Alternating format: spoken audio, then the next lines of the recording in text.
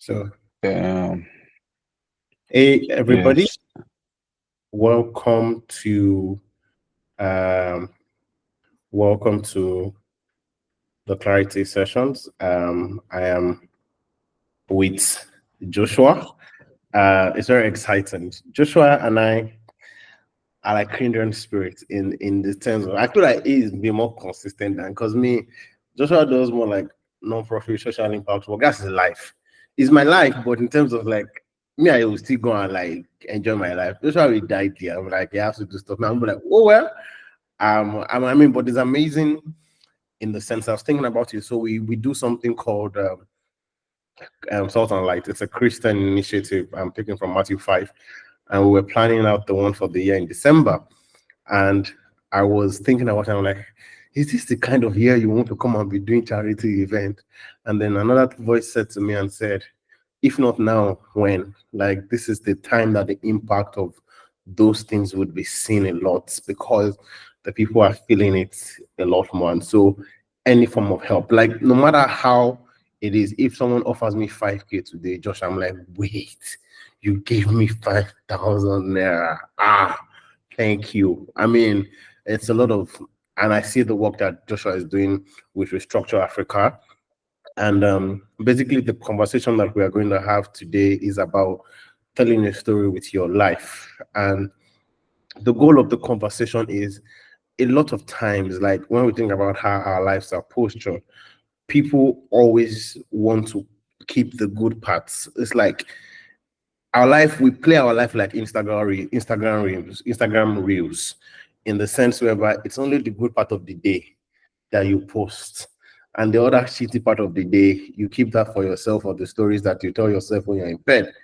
But I think that the entirety of life makes it beautiful in the sense whereby you can pinpoint a story that led you to what I do. I mean, part of the reasons why I only speak to boys or mostly speak to boys, like most of my charity effort, one of my give back social impact was is directed towards men and boys, is because I grew up in a time whereby I could see clearly the negative impact on men.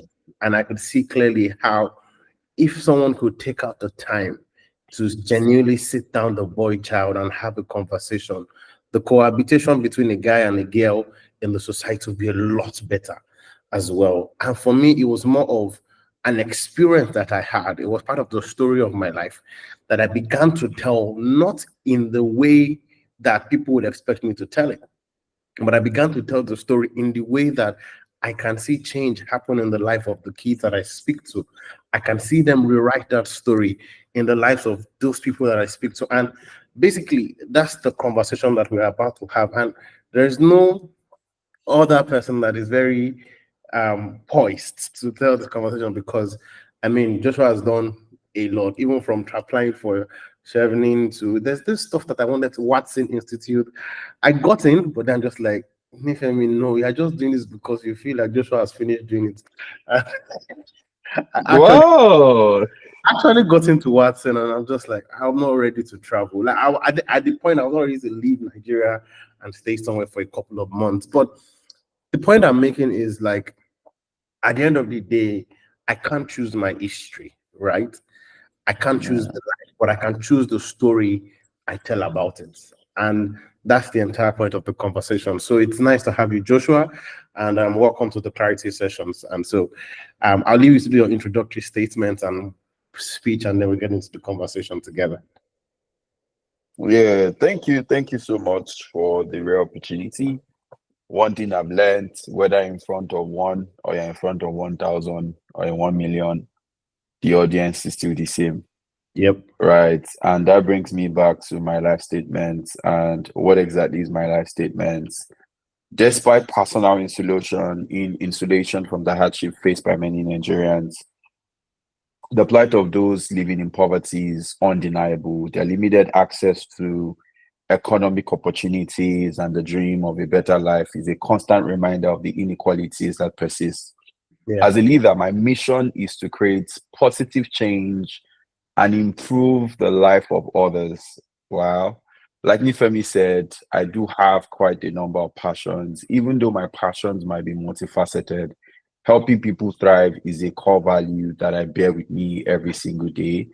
If you would ask me what kind of world do I want to see or what kind of world do I want to be in, I would gladly tell you that I envision a world where poverty is totally eradicated, livelihoods are improved, and individuals can reach their full potential. If you're like me that has experienced what it means to be poor, right, you would understand that poverty actually strips people of their dignity and robs them of their future. So for me, even if it's just one person that I can help, even if it's just one person, to be very honest, I feel like my life would have been more meaningful.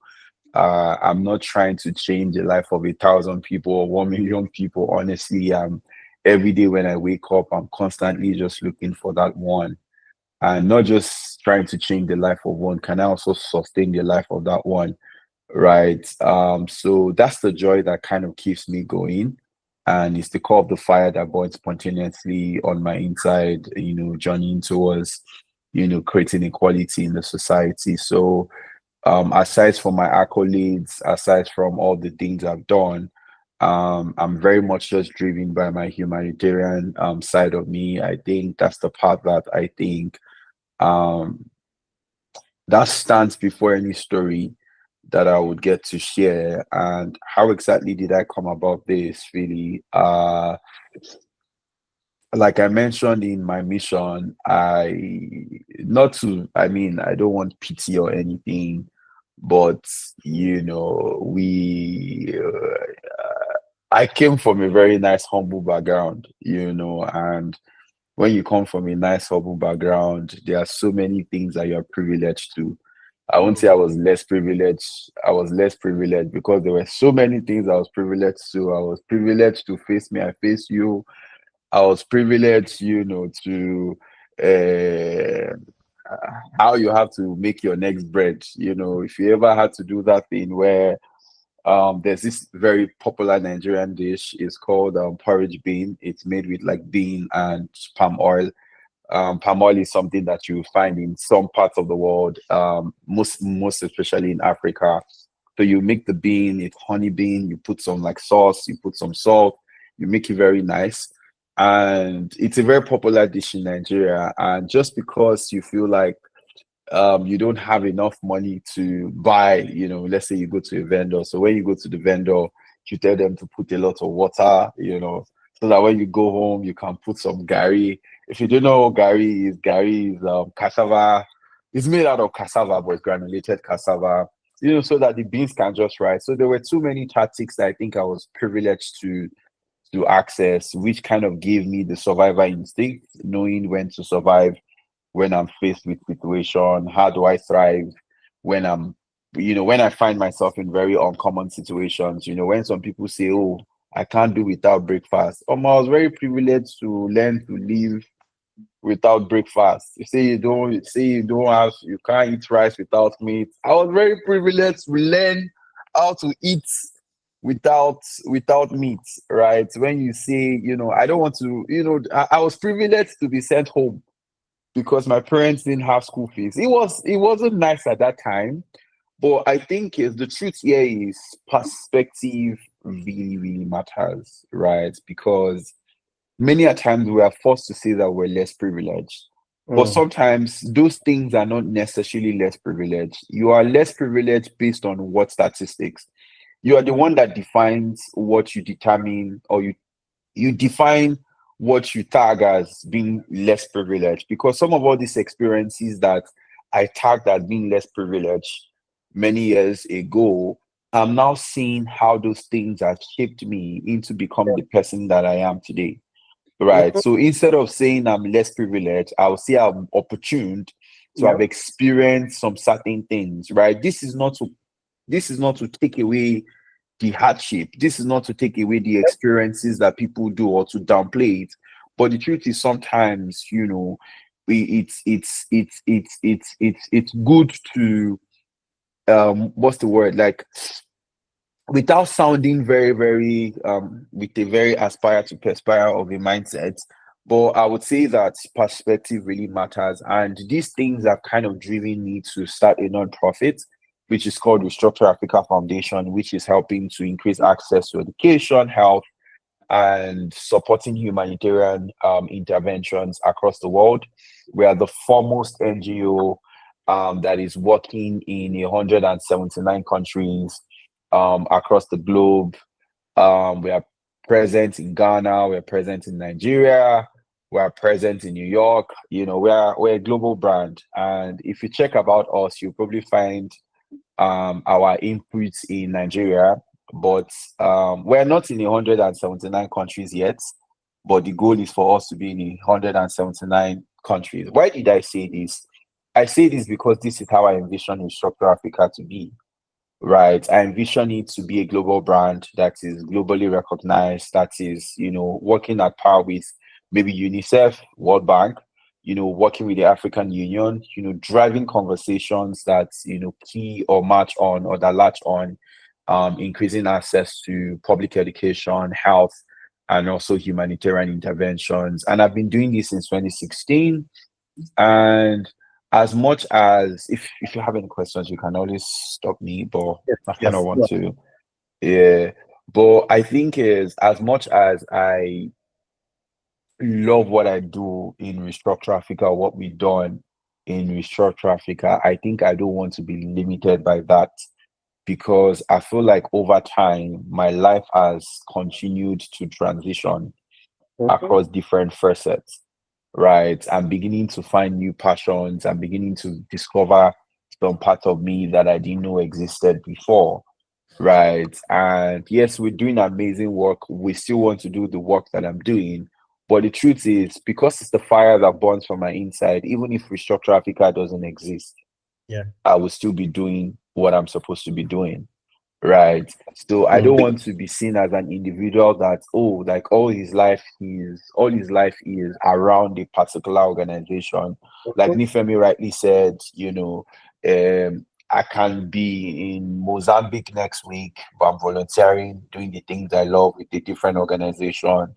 I can be in New York, volunteering, doing something that I love. So with or without my organization or the organization that God has opportuned me to create, I think that I will still be Joshua. And how exactly have I been doing this? I've been doing this through three things. First is people. My life is pretty much a testimony of people. I've had the ability to be blessed by relationships, to be blessed by people. And who exactly are these people? They've come in different forms, whether as financiers, whether they've come as advisors, whether they've come as prophets, giving warnings, giving strategic warnings. I've just been very blessed by people. And a good example of that would be in 2019, back to what Nifemi was saying about the Watson Institute. I had gotten in and I was given a scholarship of about $21,000. And the cost of the program was about 26 or 27 thereabouts, because feeding was covered. Feeding was covered and housing was covered. So pretty much all I needed was just, some allowances to take care of myself while I was in the US, and also flight and visa fees, right? I needed to call all of that by myself.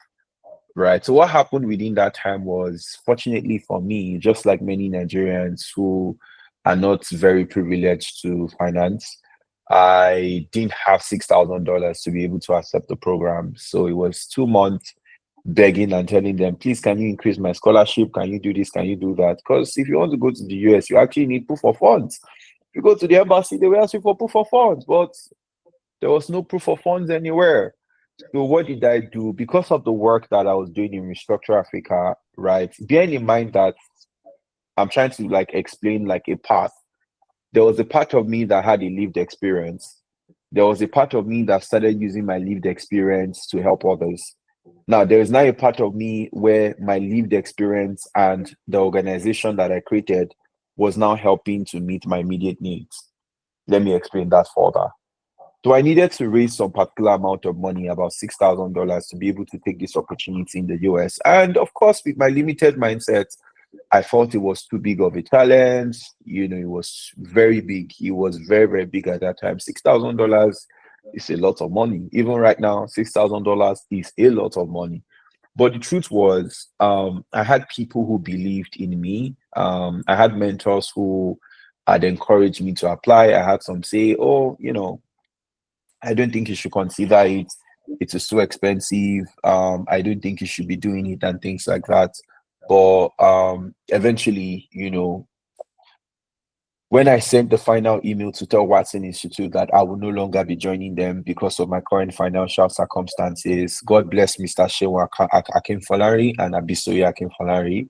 God will bless them wherever they are. They called me and gave me a very strong advice and told me, Joshua, you can't be a local champion, right? Yes, you are doing all this amazing work with Restructure Africa in Nigeria, but the truth is, you have to have a global mindset towards things. And the truth is, if you go for this program, trust me, your entire life is going to change, right? It might seem like huge, it might seem very heavy, but the truth is, what you think you don't have, if you go for this program, you would have more than enough, and they were not wrong about it.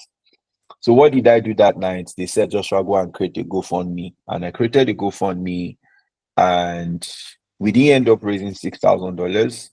But what we got in terms of efforts that were raised, right? I think on LinkedIn, somebody had given me an extra $1,000, right? Somebody gave me, I think I raised about maybe up to $2,000, but 3,000 I got in.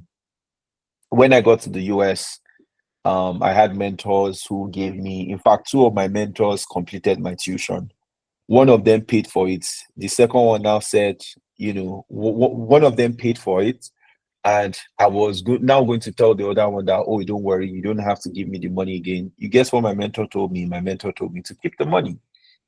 So I ended up having extra money even while I'm in the US. So what is the icing on the cake? I was meant to travel on Tuesday, and by Friday, I did not have a flight ticket. Now, still talking about people, I didn't have a flight ticket. So what happened was I called somebody. God bless Pastor Biola, wherever you are. God bless you, ma. I'm very grateful, ma. And I told her, ma, you had this opportunity in the US. I don't have a flight ticket. She kind of did her due diligence. And the next she said, oh, don't worry, God will provide. And I kid you not, by Friday, I didn't have a flight ticket. By Tuesday, I was on a plane to Colorado, Denver. Right. So that's how people literally changed my life. And after I came back from White saying, I think my life has seen like a major turnaround. So I think that yes, I'm pretty much a product of people, and again, also adaptation, right? I'll just quickly share about adaptation. Adaptation is so important in whatsoever that you are trying to do, because you would not always have the best of challenges. Remember my story where I talked about how it was challenging. I grew up in a privileged home and I didn't have many things. But the truth is, I learned to adapt. And trust me, I've I've been opportune to live in different spaces, and it was those lessons that I learned when I didn't have anything that has taught me how to survive, right? Because sometimes if you have everything, it doesn't create an opportunity for you to learn. It doesn't give you an opportunity to actually think outside of the box. But when you are faced sometimes with pressure, and when you are faced with circumstances, it forces. A very interesting story was I started working at the age of 10.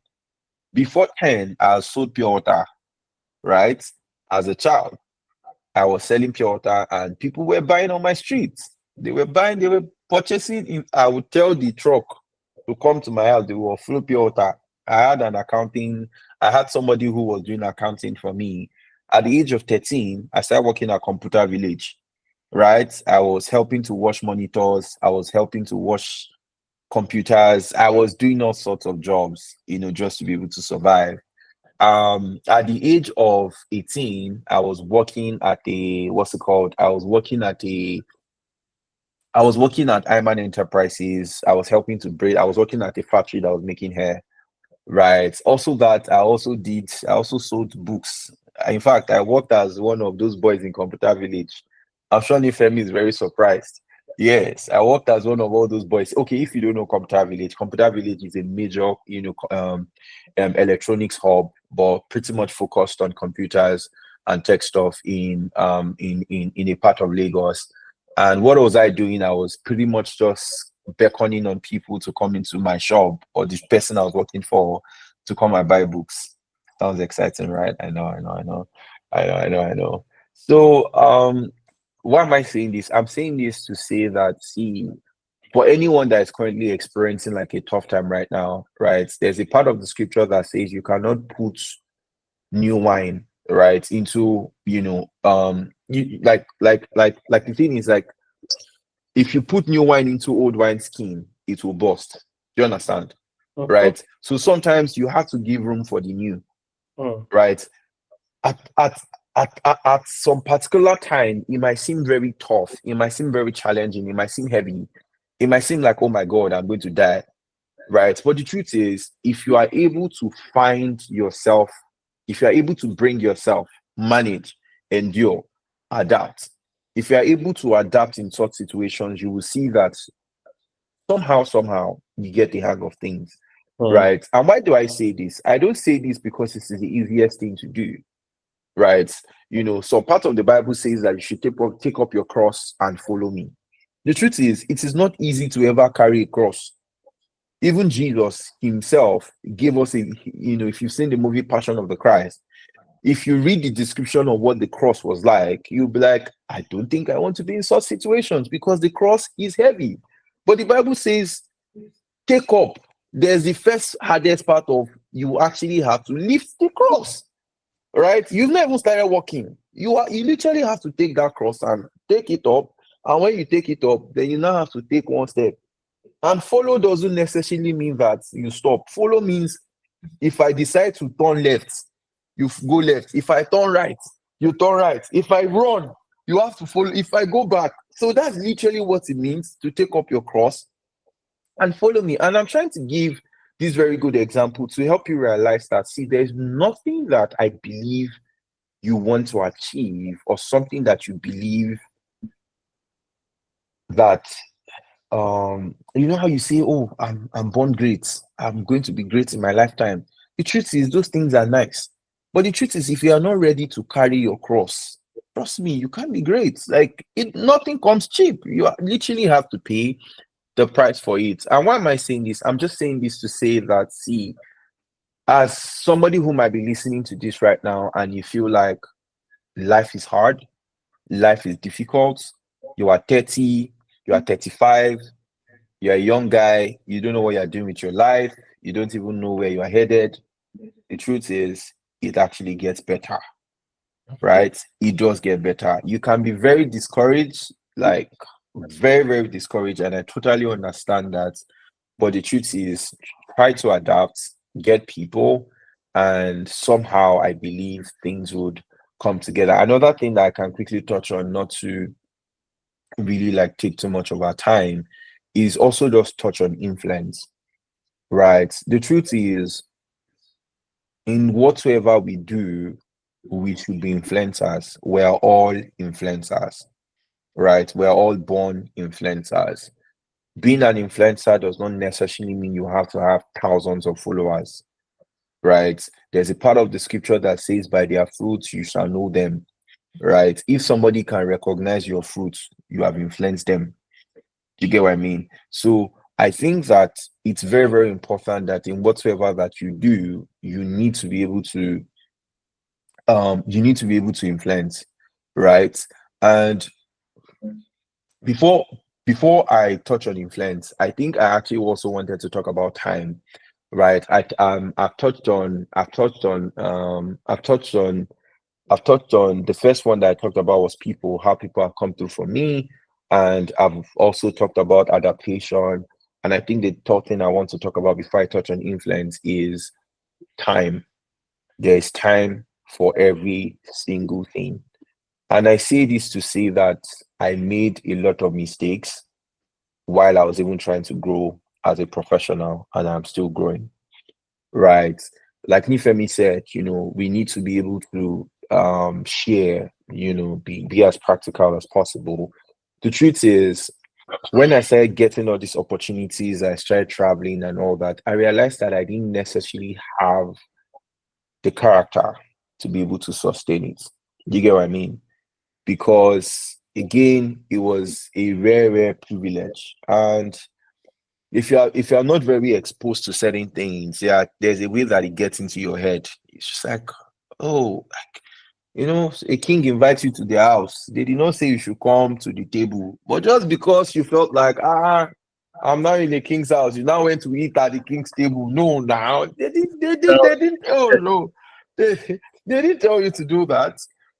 So I think maybe one mistake that I made was probably not preparing enough for those opportunities, right? Because consistency is also very great, because if you rise too quickly and you're Yeah. not able to sustain it, you Yep. fall back as quickly as possible as you went up. Do you get what Yeah, I mean? can I stop you on this time Yeah, thing? Because I'm beginning to have a different perspective, particularly because I believe that my life is drawing a pattern. And what I mean yeah, is, a lot of times you only look back and say you didn't make best use of that opportunity. What if the purpose of that time, that opportunity, was for you to realize the fault in your character so that you grow? Because I'll give myself an example. yeah. I do a couple of things. So, for example, there was a time that I used to, I still do, I created like uh, I have a streetwear fashion brand, a streetwear brand that I make, that I create. So at the beginning, I was so excited. I got money from everywhere, launched the first one, lost a lot of money. And I just like, Mm, oh well. I mean, it's not even losing the money like you spent it, like you just didn't have any sense to maintain the mm, entire thing, and you didn't have an idea. But now I'm restarting it and I have so much wisdom. I would yeah, still make it, don't get me wrong, but I know that if I had not done that, there's no amount of book knowledge that will have saved me from that mistake. I mean, there might be a bit of impartation from people, having conversations with people, but sometimes, and this goes back to my principle of fail early, fail quickly. Uh, just go and make a mistake early and move on from it, because some of these things are what forms us, is what creates those yeah, things. But my question would be, I mean, not a question, my thought would be, I get what you mean, that building out the character to be able to sustain some of these things. But then again, yeah. what if one of the purpose of that journey was to show that this area needs to be built? What if that thing was a success for you? Because now you've seen that part and you're like, cool, cool, cool. Won't make that kind of mistake again. So the danger in that is it's a good way, again, it's perspective, and that's a very good way to look at things. But I think, one thing that we want to always teach or help people is, see if there are pitfalls that you can avoid them, Yeah. right? If it's possible for you to avoid them, because sometimes some lessons can be very costly. Yeah, they can be very, very, very costly, which is why some parts of the Bible will tell you that the years that the cankerworms have taken, Uh-huh. right? Sometimes redeeming the time, if God does not intervene, Yeah. that time can be redeemed. Do you get what I mean? Because there are usually Kairos moments and there are Chronos moments, right? For Chronos moments, they can always come as much as possible. For a Kairos moment is a Kairos moment. Before that Kairos moment will come again, a lot of water would have gone under the ground. Do you get what I mean? Uh-huh. There are some people that will tell you that well, maybe like popular footballers, when they just got into football, they started making some money, and they didn't feel that it was wise to save up, build an investment, do certain things. Or musicians that just felt like, oh my God, I'm making my first $1 million. Is this how music business is sweet? Then all of a sudden the label dumps you and you realize, oh my God, you are back to square one. Do you get what I mean? So I feel like, one thing that is sacrosanct, right? Because even when you go through those situations, your character is also very important, right? Yeah. Because if you don't have character when you are going through pain or when you are going through uncertainty, you would actually ruin maybe relationships or things that are around you because you've not built the ability to sustain, or the flexibility or the maturity to be able to handle pressure. Right. There are many of us that are still learning to handle pressure. There are many of us that are still learning what it means to be consistent, right? There are many of us that, not Nifemi, you are an exception. Not many people have the ability to be able to rise back from zero. Do you get what I mean? To be able to rise from where they are. Do you get what I mean? So, which is why I feel like character is not something you have instantaneously. Yeah. Character is something that is built over the Yeah. years, right? So, which is why when you can say things like, "Oh, I made mistakes, I did things like this," it took you character to be able to acknowledge that, oh, truly, oh, I can always try again, right? Yeah. Some people will still be arrogant about it. They will never take responsibility to say I was the problem. Oh, they'll say, it was somebody that did not, it was this person, instead of you actually like taking time to reflect and realize, oh my God, I think I should have done better. So I feel like time is like, I mean, just to quickly go back, I think I have, yeah, time is very, very important. Like being at the right place at the right time can save you a lot of can open doors for you, and can and can also close doors for you. There are some spaces that I've entered that I don't think I should have entered. There are some doors that I entered that I don't think I should have entered. Right. And there were some doors I entered and I believed, yes, this was the right door for me. Right. So I feel like time in itself is also very important. And I think one key thing that I kind of just want to share as I begin to just wrap up, and if you have any questions, you can ask me, is it's kind of very it's very, very important that there's something that I've been going through very recently, and it's called transition. I'm currently transitioning. I am rediscovering myself. I am becoming a new version of myself. I am gaining new grounds and I'm learning new passions. And sometimes transition is not exactly exciting, right? Yep. Because for some people it can be setting. You can transition. Let's say you get the Canadian PR, for instance, and you'll be wanting to leave your country or change countries, right? The transitioning can be exciting because it's like Okwe, sorry, Okwe means like thank God in Right. local Nigerian dialect. But like just like, oh, I'm grateful that I have this opportunity. I'm filled with gratitude that, oh, let's say you were trying to like get a job and it's been an industry that you've been wanting to get in. It's kind of easy to say, there's sometimes where transitioning is very difficult. In fact, you are going into a terrain that you don't understand. You are going into a terrain that you have no absolute idea what you are going to do. It's just like getting married. Some people will say that marriage is the only institution where you get a certificate before you graduate, right? Where you graduate before you even attend the classes, right? Because it's like, so transition in itself can be hard.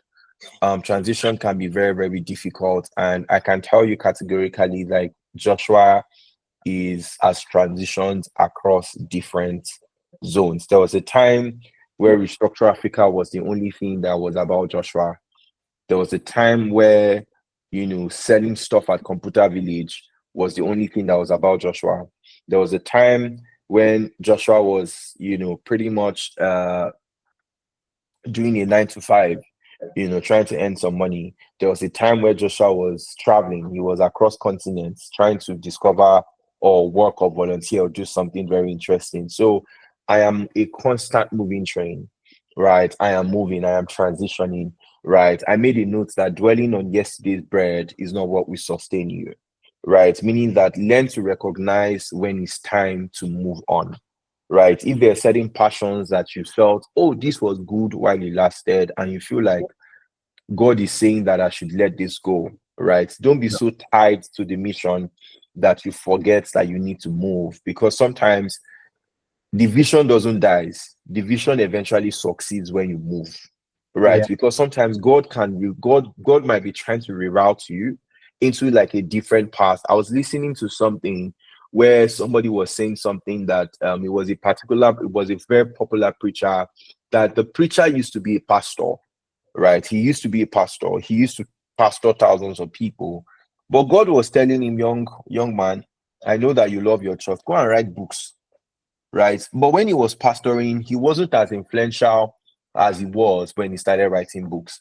It was when he started writing books that he started gaining grounds as being influential. He Yeah. was doing this one thing that felt like, oh my God, I am serving God. I am doing everything that I'm supposed to do. But the grace, the grace that was tied to his glory or to his crowning was not going to come through that route that he felt was what is, right? He had to start writing books. Mm. That was when he started getting speaking engagements. People started calling him. He started flying internationally. And that's how you know him. That's nobody even remembers that he's a pastor. But he's his books that people know him as. So I'm just trying to say, like, sometimes know when to pause, Mm. know when to move on, and also know when it's time to actually quit something entirely. So I would just say that I'm a moving train. And just in case you're somebody who is listening to this and you're also questioning yourself, you are jack of all trades, master of none.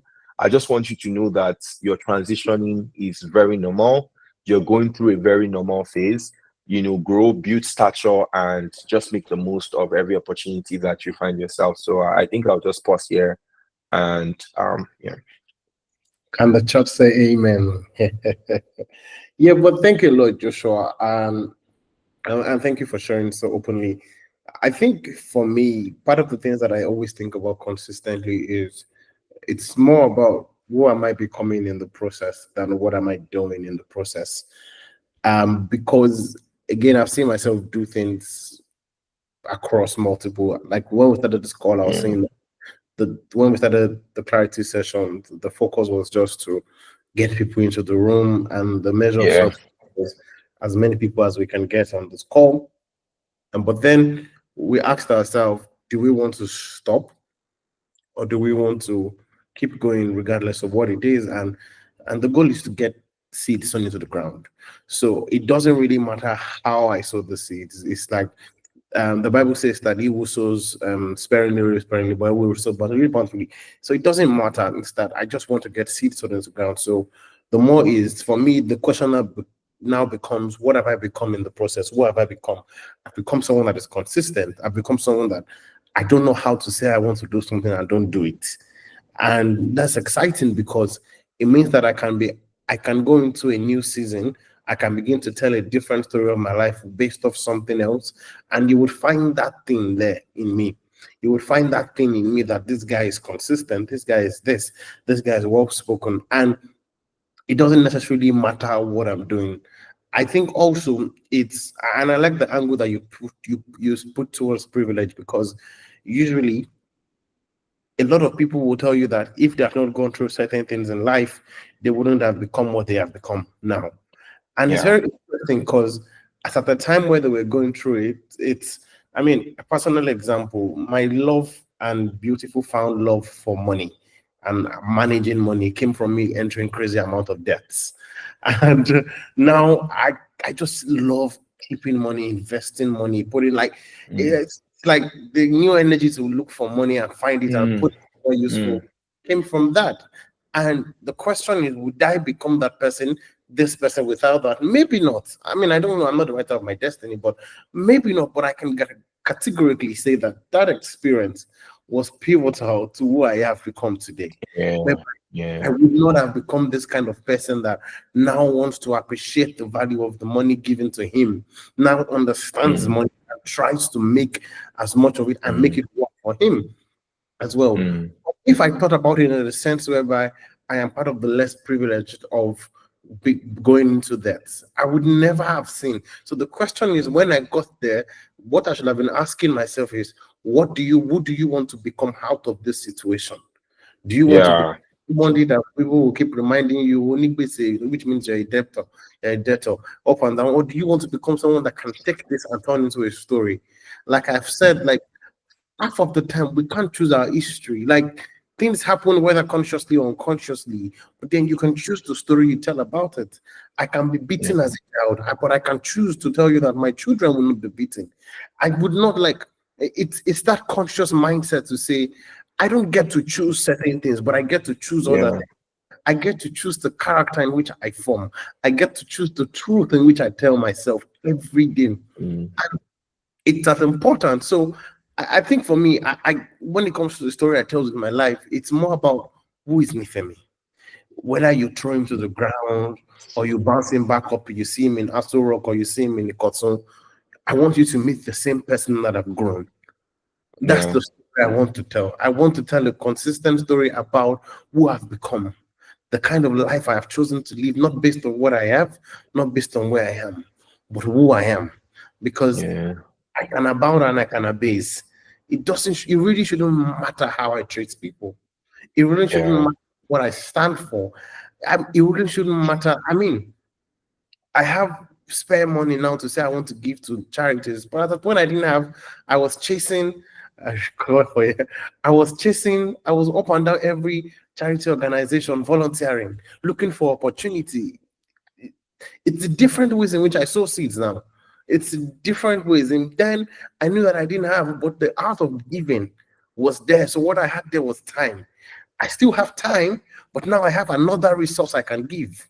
And so Mm. it just changes across season. And when you get into that point whereby you are thinking of what story am I telling? A lot of Mm. times we want to keep away the bad stories, the bad things that we think doesn't paint us. But then again, you can choose to Mm. reorient, Yeah. saying Yeah. that this, Just yeah, go ahead. yeah. Just to quickly mention, because I kind of um I think just to really touch on what you said, right? Again, I would say it very categorically. I've listened to stories and they consistently talk about whether you are faced in front of 1 million people, like how would you react? You say you Yep. want to face 1 million people, you want to be great, you want to do all of these amazing things, and it's like you are showing up half baked in these Yep. situations because you come into an empty hall and you are not acting like it's like do you get what I mean? Like, can you envision what I'm trying to say? I'm trying to say is whether you go into a room where you are the speaker and there's only one person that is in that room, preach or teach like there are 1 million people in that room, right? If It's there are because 1,000 people, same thing. In fact, if you can do better, do it. If there are 1 million people, do you get yeah, me? Because the truth is, life has gone beyond I need to have everything together. Do you understand? If you are not faithful in little, you cannot be faithful in much. Perhaps exactly. this is one of those processes where you have to realize that, trust me, like, there's nothing like, I go Conde, I will be feeling sorry, I had to speak pigeon. Now Whether listen the to room is empty or yeah. whether the room is full, the same way you would address a crowd of 1,000 is the same way Okay. you should address a crowd of one. Yep. The same way you would address a crowd of 1,000 is the same way you should address a crowd of 1 million. Why? Because you are building character, you are building consistency. Because at the end of the day, what would count about your life is not the things you were able to get. It would be Yep. about how you became as a human being. Yep. Like, how were you formed? What values? What did you learn? What experiences? Are you dying empty? Did your life change? Were you able to learn from your mistakes? Those like how did you influence people? How did people influence you? What did people say about you? So I think at the end of the day, the goal is to have your character change, becoming a much better person. And yeah, it won't always be easy, but the truth is I've had to make a very, very big decision this year, leaving a job, nice job, very nice job, to go into not earning anything because you have to take bold moves. Sounds scary, sounds very unsettling. But the truth is, you will not always have it all together. So Yeah. sometimes you kind of need to jump into the ocean, Yep. right? And guess what? You won't drown because before you jumped into the ocean, there was somebody that you believed was in the ocean. Do you get me? Yep. Right? Abraham's blessing was not a function of everywhere Abraham went, Abraham was blessed.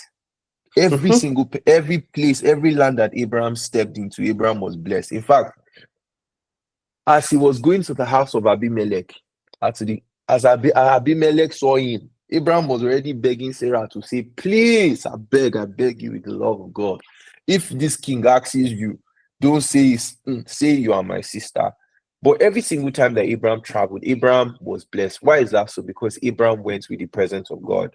So I just really believe that many a times it is not your qualifications, your skills, Yeah. or the thing. Those things matter. Don't get me wrong. I'm not trying to downplay your skills and things that you're built, but I'm saying that, see, if you have all these things and you don't have the presence of God, I don't think you would achieve as much as if you had the presence of God with you. So I'm just trying to say, it's like, see, if you are going through something right now, see, as long as there's a fourth man in the fire, as long as Yep. there's a God, trust me, it might be uncertain, it might be scary, but you will come out unburnt.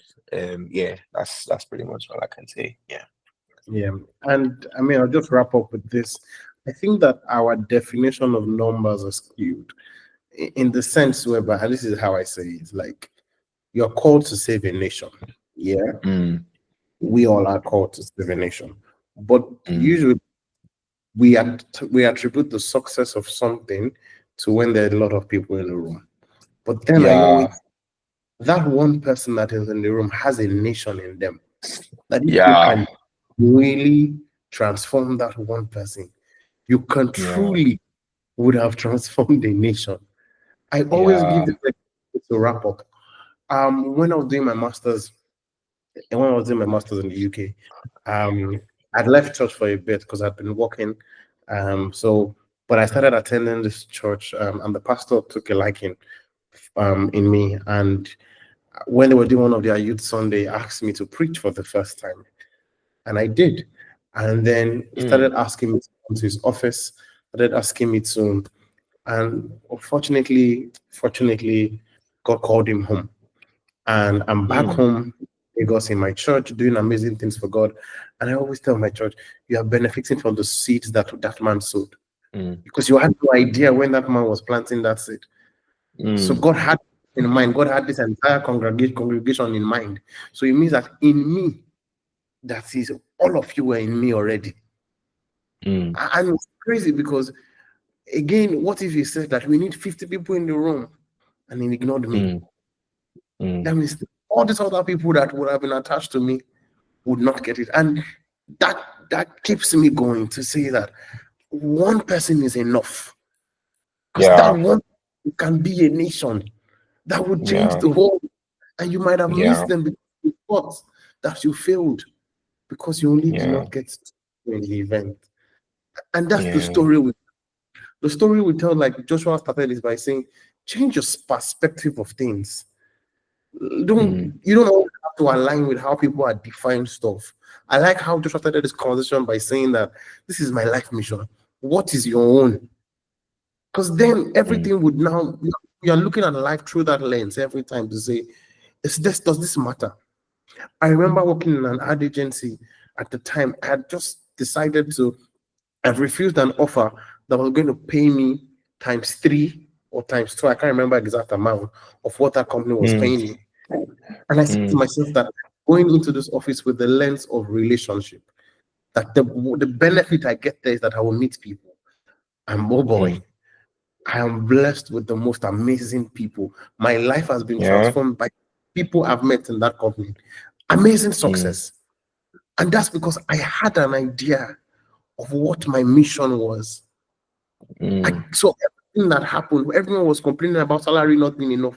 I didn't complain one bit because I know that my payment in that company, my time there was not for money, it was for mm, something else. And so I could mm, see my conversations through that. And it's the same thing for everybody. Whatever story you're telling with your life has to come from deep within. It's who am I? how does this matter? What's this incident? How does it relate to me? And what story do I want this incident to mean to the world? And that's how it. So I don't know if Joshua has any like wrapping up statements before we wrap it up. I think my wrapping up statement would just be at the end of the day, right? Your life, right, would be a reflection of the kind of stories you were able to tell with it. Meaning Yeah. that every day you wake up, you are telling a story, whether you are saying it or you're not saying it, it's a story, it's your biography, it's something that you are writing, regardless of whether you feel like you are doing it or you're not doing it. Right. Something has been written about you, and Yeah. just go out there and just keep showing up, break your barriers, own your story. Yeah, make your story count pretty much. Yeah. So yeah. Thank you Yep. very much. So thank you, Joshua, for sharing. And I think that what makes this a lot more practical is one of the reasons why we keep doing this with young people, and it's one of the main vision is I wanted us to be able to share stories of people that are still in it, not cooked Yeah. stories, in the sense whereby Yeah.